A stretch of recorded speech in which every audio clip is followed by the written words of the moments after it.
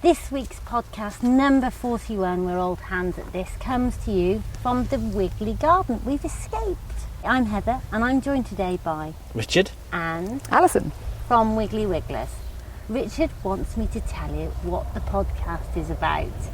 So, it's about country life. What else, Rich? farming, agriculture. Al? wildlife and the environment. Biodiversity, life at Wiggly's. Life at Wiggly's. Life at Wiggly's. Plays a big part, doesn't it?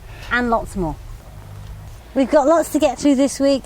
Richard's been to Hugh Fernie Rittenstall's, and just to get one up on him, of course, I had to go one better and go to Buckingham Palace. Alison's been up to the new combine harvesting wildflower seed. Farmer Phil drops in, he's very busy, just off combining. It's the first day of harvest today. And we're going pond dipping. Can't wait for that. So off we go with the show. Da da da da da da da da da da da da da da da. Maybe we should get new music. I'll have to practice more on the piano.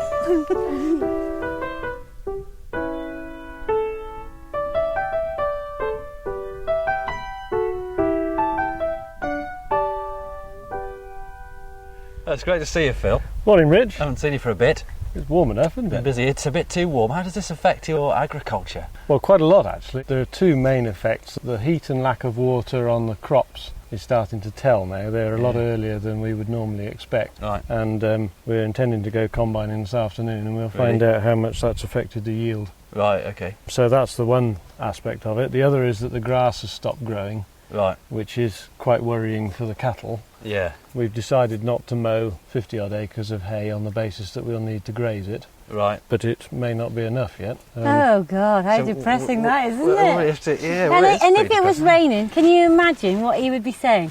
Oh, it's raining, so I can't go combining now. Oh, it's raining, so I can't cut the hay now. I was just going to come on to some of the positives before Heather goes off on them. Yeah. The positives of this weather are, of course, that we shouldn't need to dry any of the crops, Right. which with the cost of fuel is a significant saving. So it's all, pros and cons, I guess. These little flies I'm covered in, Phil, what are these? These little tiny... Thunderbugs. Right. Well, that's what I call them anyway. Thunder, They yeah. are most irritating, aren't they? Yeah, where are they from? How do they... I don't know. You kind of see them this time of year and you get covered in them and they are really irritating. If you have any oil leaks on the tractors or anything like that that's vaguely sticky, they get thousands and thousands of them stuck on them. And they Really? also get in the fans, on the cooling fans on the tractors, Right, and get all built up on the ends of them. And right. the flies actually are a bit of a problem for the cattle because they really suffer at this time We of year. walked up there yesterday on our little trail to find the pond in the woods, and the poor old cows, they were plastered in flies. Well, at least having groups of them, they will stand nose to tail so that they can get the benefit of each other's Yeah, tails to swish them off, but it does drive them pretty Drives them balmy. And crackers. we have to be careful because the flies carry various diseases which they can catch, notably a disease of the eye called New Forest disease, really. which causes a rather nasty abscess to develop in the middle of the eyeball. Right. It's easily cured, Yeah, but it's painful and irritating for them. yeah, I'm sure it is. Touch wood, we haven't had any so far this year, so perhaps we won't. No, fingers crossed, fingers crossed. Well, I looked at my sunflowers in the garden last night and they're looking pretty good. The ones that I've watered are much taller than the ones I haven't. That's good, isn't Oddly it? enough. And I wondered how your sunflowers were getting on. They're loving it. They Yeah. are the one crop that the more sun they get, the better. They've got good deep root systems, and they might wilt a bit in the hottest part of the day, but a bit like maize, which is another crop, they just thrive on it. Right. And as you say, if you water them, they get taller, but basically sunshine's what they like, and Yeah. more of it. Right, right. And so ours being a little bit late planted, this sort of weather's great for them. So is this weather likely to stay with us for a bit, do you think? Well, it sounds like it. We might get the odd thunderstorm, but apart from that, they're talking about it being hot and fair well on into next week. That's Really? as far as I trust any weather forecaster. What's your kind of farmer inclination? I mean, your intuition. Well, notwithstanding thunderstorms, we normally would have a goodish spell of weather now. Right, Normally, the end of July, you would have some thunderstorms, right. But August, by and large, here, we seem to have a good spell of weather the first part of August. Good for some people, not so good for others, I guess. Well, I mean, it's challenges, isn't it? But, you know, on the face of it, apart from the discomfort of working in it, I mean, we've got the advantages of air-conditioned cabs and things like that, which alleviate those sort of problems. Yeah. But if it was raining, we'd be grizzling, as Heather says. So. Yes, you would. And what's interesting, though, you mentioned about the air conditioning in the cabs, because, of course, whilst they might alleviate the problems in this period while you're mowing, the reality is that air conditioning is a bit of an environmental nightmare, isn't it? Well, the trick with air conditioning, it's a bit like swimming pools. If you have the temperature in your cab just a few degrees lower than the temperature outside, it feels much better. Right. And is therefore not taking a vast amount of energy to cool it. If you set it to -5 and try and freeze yourself to death in there, it uses a lot of energy and potentially will make you ill, because when you go outside you then faint and fall down your combine steps, which is a bit embarrassing. So the idea is to from experience. just adjust it to cool you a little, rather than try and make yourself into an ice box in there. And actually the reality is that if you set them too cold, they just freeze and they don't work at all. Right. No, I agree with you. They do use energy. Yeah. But having said that, right now I'll forsake that bit of environmental greenness. Many people will, I think. Yeah. Driving along the M25 as I listen to this podcast. We did our pond course yesterday, I mentioned, and we wandered up into the woods, past the old cows and all that, and I hacked my way through the briars with my hook, and we found the pond. The idea was really just to give the people on the pond course an opportunity to be able to compare different environments. So we're looking at the garden pond and then the little glacial circus we've talked about previously there, and then the pond up in the woods. And you've told me a little bit about that pond, didn't you? How many years ago was that? It was built during the war. There's a big spring line across the wood which feeds it, but it was refurbished and upgraded during the war to make it into a reservoir. Right. And they ran a big pipe down the hill from it and used to drive a turbine that drove a feed mill down here in the yard. Right. The idea being that, I don't know what electricity was like in the war, fairly scarce, I would imagine. Yeah. And it was a free way of driving the hammer mill, and that's what they used to use it for. Yeah, that's amazing. And the Italian POWs built it, along with the water system that feeds the neighbouring village Tiverton, so that we have our private water supplies that are fed from this spring line. So that's what you were looking at, and it's lined with hard clay, and then they built a sort of stone front to it where the pipes and overflows are situated, and there's a sluice gate to empty it. Yeah. They weren't interesting stupid. Stuff. I'd read somewhere that 2,500 years ago, the whole of the British Isles was 25% of it was marshy, wet area. I mean, obviously our climate's changed considerably since then. We have a much drier climate now, but lots of mill ponds and ponds created to generate energy, like this one up here, in effect, have gone, haven't they? And it's quite nice that those ones are left over. And in fact, do you guys get grants, don't you, towards creating scrapes and ponds and whatnot on farmland now? I don't actually know what the situation is. In terms of some of the environmental schemes, we can have capital grants. And I think that they've done away with what we used to know of as grants for digging ponds and so on, and included it in the higher level scheme. Right. Which then means that you can put in a capital project such as creating an area or a pond or fencing it off, all that sort of thing, and include that, and you get a grant towards the capital cost. But as far as I know at the moment, that's the only way of getting capital grants for that sort of project. Oh, that's interesting stuff. So, but yes, it was fantastic, and people were able to appreciate the difference. And the incredible thing is, this garden pond here that we're stood over now, that Monty's dipping in, is a lot more biodiverse than the other two ponds that we looked at, even though they're in more remote situations. It is, but of course the reservoir that you looked at was in the wood, which I would imagine would curtail its biodiversity quite a lot because of the shade and the effects of the pine trees and things like that upstream of it. I did notice there was an emperor dragonfly on there and a common darter. Right. So they kind of like, there's quite a bit of open water. There's a lot of filamentous algae, and the water is very clear. And I guess that's because of the lovely spring water that's bubbled up through that limestone ridge up there. You said there's a marsh area just below it, and I couldn't find that. Oh, well, there's what was another pond downstream of it, which is now mostly silted up. There's no open water in it. The water sort of trickles through it, but there are some quite interesting looking and quite diverse range of plants in there. Right. Where the orals or alders haven't overtaken them. But I'll have to take you and show you that one. Yeah, definitely. I'll be interested to see that. And one thing was quite fun, when we walked back, there was a puddle literally an inch deep, and it's full of tadpoles. loads of tadpoles. And of course the big pond, I say of course, but in actual fact the big pond, there were no tadpoles in there at all. No. And these frogs have obviously chosen that situation. I imagine in a few weeks' time that little pond, that little puddle is going to dry out. But Is that because the reservoir has got no shallow edges to I it? think that's probably it's too deep. It's got Too deep yeah. straight from the edge, I would imagine. Right, and frogs do like to spawn in shallow areas, don't they? Anyway, Yeah. we're going to find out what's happening in our pond in a minute because we're going to send Ricardo in. Well, you're going to chuck him in. You nearly did last week, didn't you? Didn't Heather end up in there on Saturday dear. night?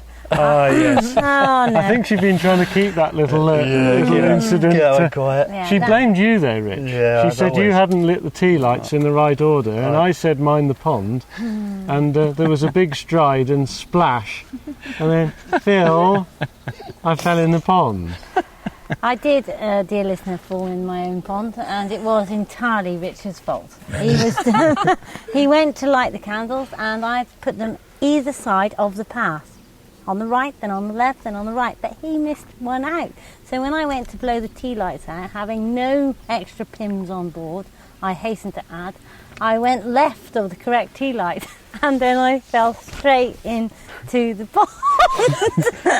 Perhaps Rich, we ought to establish. So I could have been here to see it though. Do you think that it would be an item for a future podcast to establish the definition of extra pims on board? yeah, that's right. I think that might. Definitely Luckily, I only fell in in the fact. shallow end, but for those who can't see me, as you probably know, I'm a little vertically challenged. So that was just in between the knee and the hip. Yeah.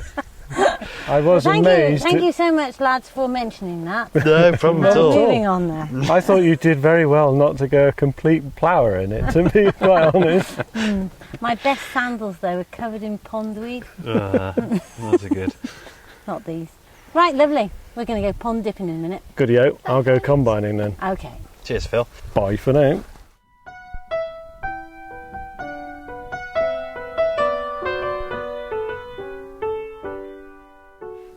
Alison, good to see you. You're rubbing yourself frantically, trying to kill all these thunderbugs. Yeah, it's all these bugs we've got at Wigglers at the moment. Yeah, those bugs are Wigglies.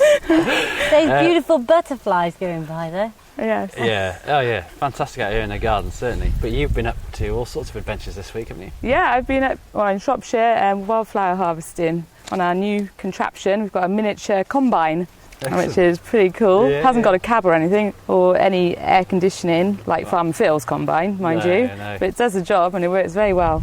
Really? So is this something that you guys have worked on, the design of the thing? Because it's They had it on the open market, are they? Or? Yeah, no, they had it built specially, but they have got another machine which pulls on the back of a quad bike Right. type thing, Right. which is like a brushing system, but it doesn't work half as well as actually cutting a meadow Right, and putting it through the combine. So that little combine, how does it work exactly? You take it onto the field, and then what happens? It's just like a normal farmer's combine, but it's got a 4-foot header.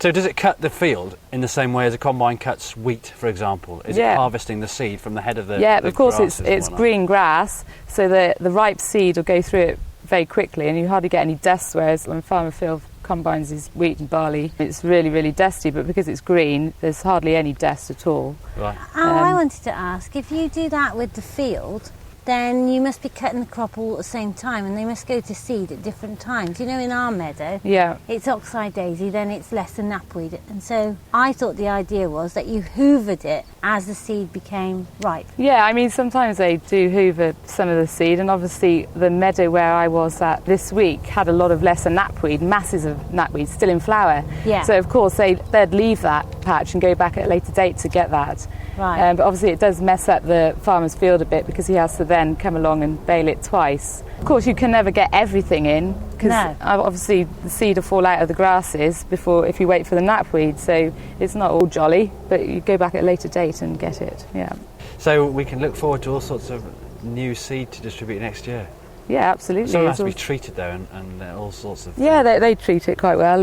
The wildflower seed grows quite vigorously. So what kind of species are you harvesting then? There are a lot of grasses in there that we particularly like sweet vernal grass is a good one, dog's tail, Right. A lot of Yorkshire fog in one particular meadow. Yeah. And of course there's some grasses that we don't really need in the seed mixes, like the common bent grass, and that grows too vigorously, so they end up sieving out most of that seed from the mixes. Right. You get about 20 million seeds per kilo in that grass, so if there's a lot, it does dominate a meadow if you want to plant it up. So obviously they'd take that out, get a better mix. And you've got loads of flowers like the knapweed, daisy, the yellow rattle is great for a field, keeps grasses down. What is it? How does it work, yellow rattle? I know we've talked about this before, but it's quite an important feature in a field. It's semi-parasitic, so it feeds off the grasses to stop them growing too vigorously. Right. And it's pretty as well, isn't it? Yeah, it is very pretty, yeah. Lots of these species are not particularly stress tolerant, are they? Which is why I guess they disappeared as a consequence of conventional agriculture, silaging and whatnot. They can't stick the stress of being mowed too early on in the year. That's right, and if you put a lot of nitrogen on, like dairy farmers put on, the meadow will become too thick and dense to be able to harvest it, and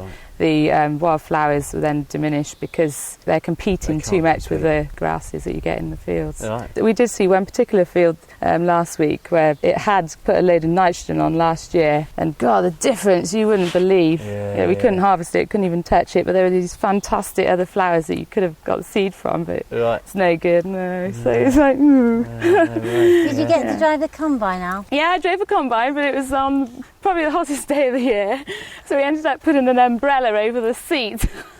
A Winnie the Pooh umbrella, but it's not as easy as it looks. Really? Yeah, no. It kept clogging and things, and you had to go backwards and forwards. And because I'm so short, like you have, really, I couldn't clutch it and turn it into gear properly.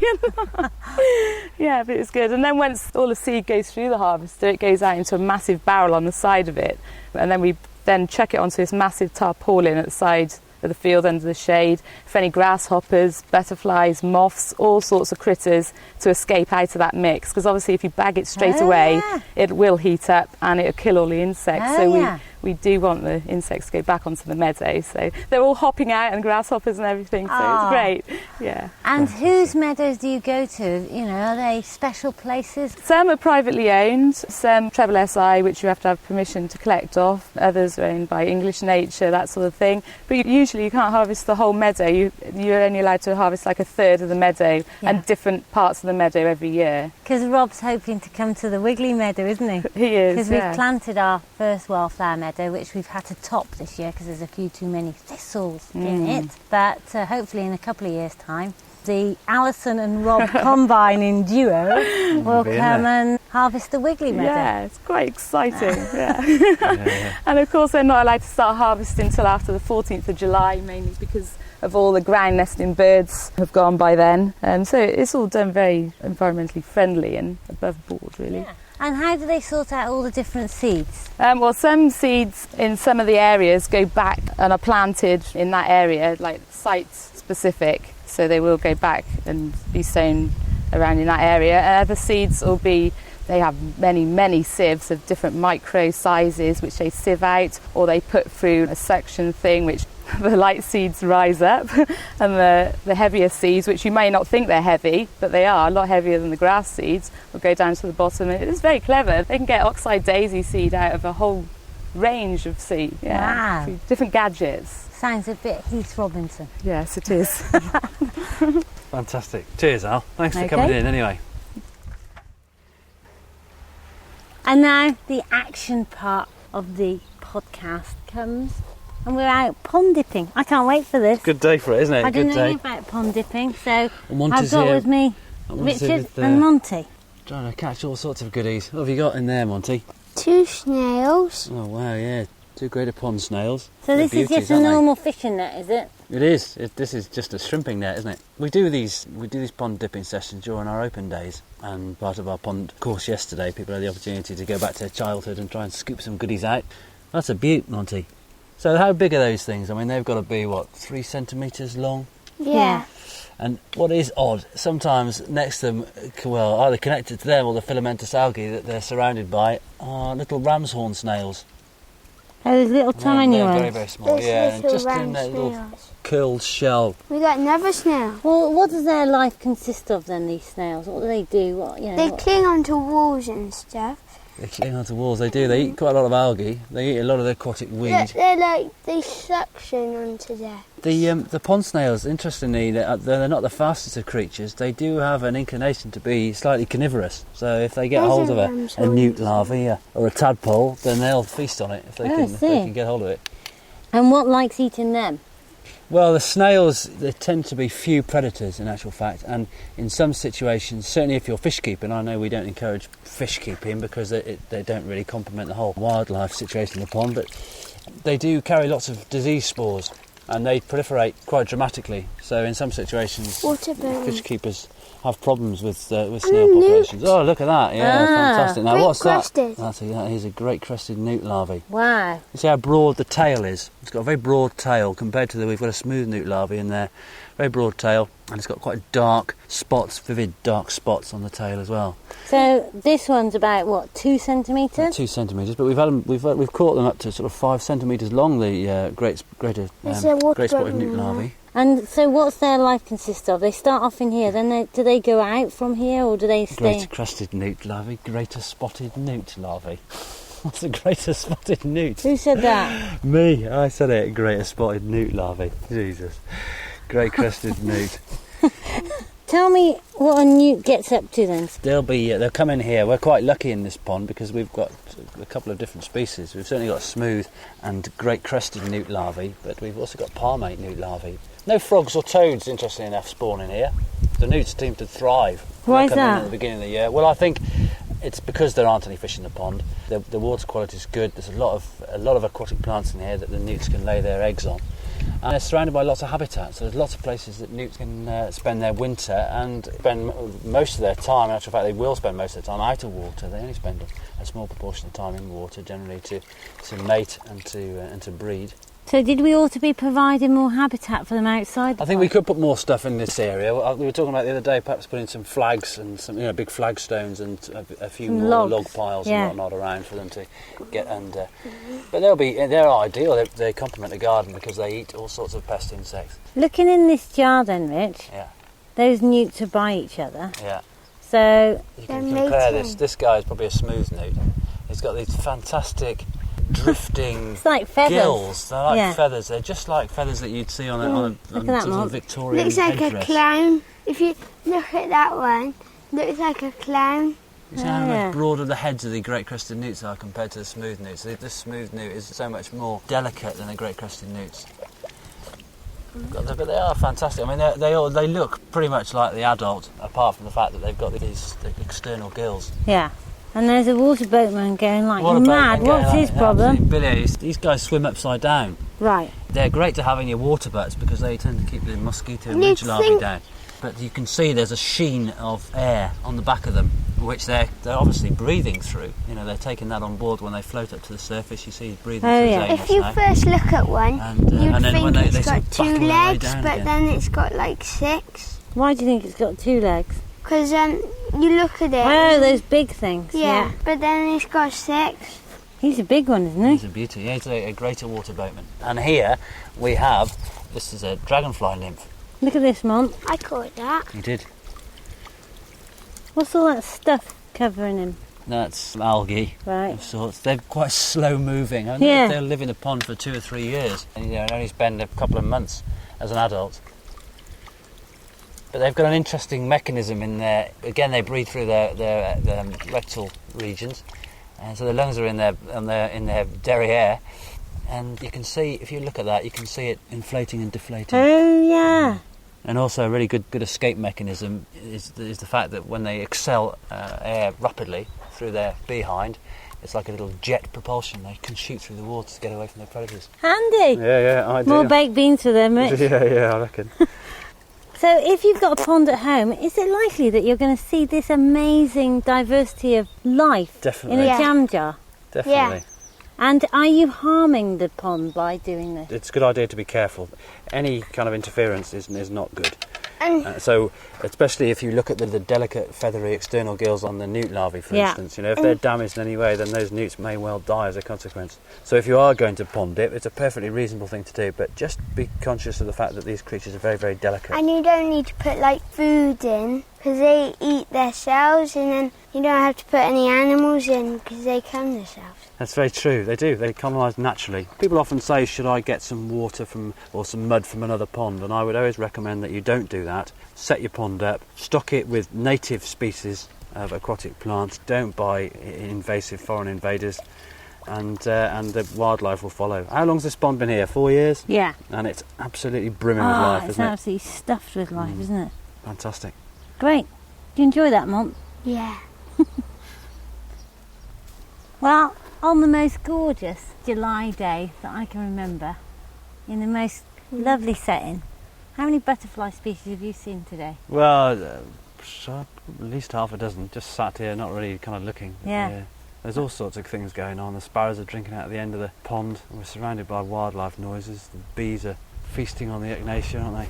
If we're not God's looking careful, really the good. pond's going to suck up because it's so hot. And it's To going to evaporate. Do you think the pond will evaporate? I don't think there's that danger.